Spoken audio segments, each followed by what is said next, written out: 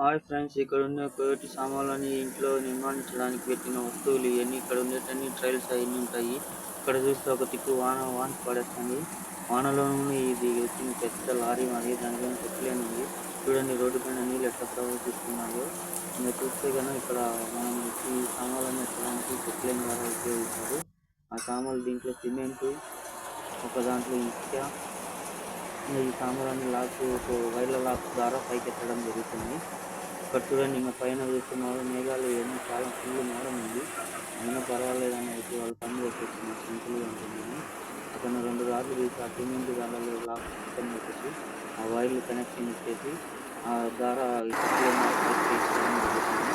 పని తీసుకొని చిన్నగా అలా సైకిల్కి దాని మీద పెట్టేస్తారు. పెట్టేసిన తర్వాత సింపుల్గా పని చేసుకుంటారు. ప్రోడక్ట్ చాలా సింపుల్గా ఈ వర్కింగ్ జరుగుతుంది.